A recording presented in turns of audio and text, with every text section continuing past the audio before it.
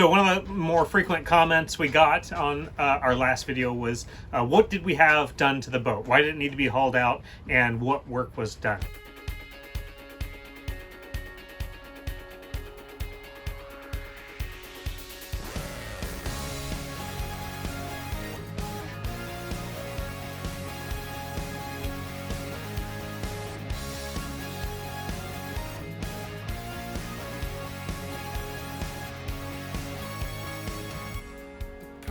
Summer is over in a flash and you're on your way.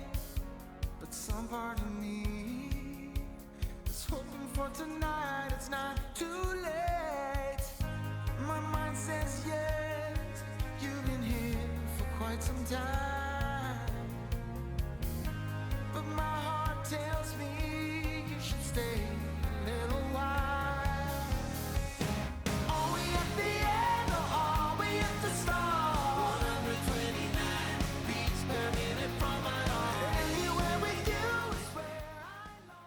So we covered that we were struck by a sailboat in Muskegon, Michigan this summer, and that was the primary reason for the haul out, was the fiberglass repair there. We also had one other fiberglass repair done on our swim platform. That was all us backed into a dock and crunched just a little bit of the corner of the swim platform. And so those two fiberglass repairs were the main purpose of the haul out and the work that we had done in Orange Beach, Alabama while we were there. But while the boat was hauled out and in a competent yard, there were a number of other jobs that we had done. And so let me take you through the thought process and the jobs and why we opted to have them done rather than do them ourselves on the go.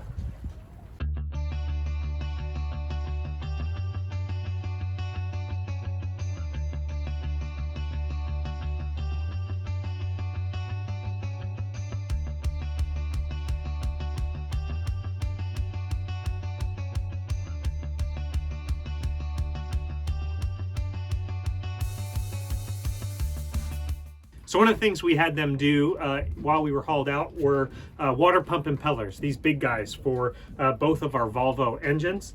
And the reason for that is I don't have a puller on board. I do now, but I did not at the time. And I was a little more comfortable with that job being done out of the water. And the port side is no problem. I'll show you where it is. But the starboard side is a bit of gymnastics to get to. And so I was happy to pay to have our water pump impellers on both engines repaired. So here on the port engine, it's relatively easy to get to this water pump, and the cover plate is right here. And so that's an easy enough one. The filters do get in the way of getting a proper puller in there to pull them out, but it is possible to get to. Now, the starboard side is over batteries and stuff, and along the side of the engine and underneath and way back here. And so to get that cover plate off is a big pain, and to get the impeller pulled out. And so money well spent on that job. The next thing we did was have our shaft seals surfaced and adjusted. I had noticed a very slight leak in our shaft seals. These are dripless PSS shaft seals, and best done out of the water. Not impossible inside the water, but these are the first time that I've dealt with these. And so I thought we needed just a quick tension adjustment on the seals, but it turns out it's recommended to surface them. So in order to do that, it has to be out of the water because you have to remove them from the prop shaft.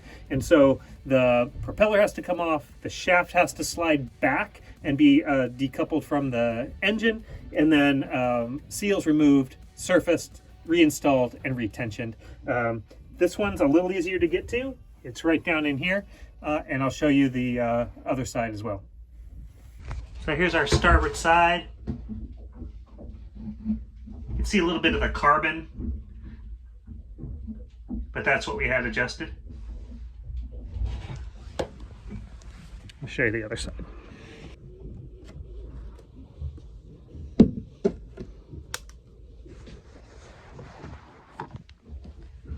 And there it is, way back in there.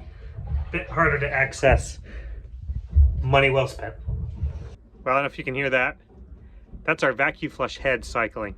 And that happens about once an hour. And that's a tricky problem we've been trying to hunt down.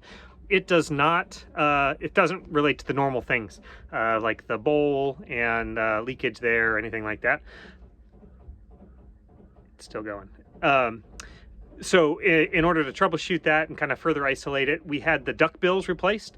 On the Cruisers 4450, this aft stateroom Duckbills, or vacuum flush unit, is all the way behind the headboard way over there, and the only access is over here. So let me show you how difficult it is and why I chose to have somebody smaller than me climb way back in there to replace those rather than try to do that myself. Let me show you where these are.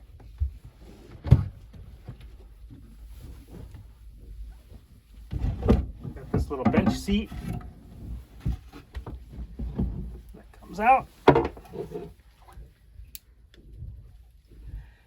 And here we are in the very back of the boat where we have our rudder posts and our autopilot. And way back there is where the vacuum flush sits. So not a lot of area to climb in there to access that pump. And so again, money well spent to have somebody else climb back in there and do that. Turns out that didn't completely fix our problem, but it was definitely something that we would have had to have done sometime this year on our loop anyway.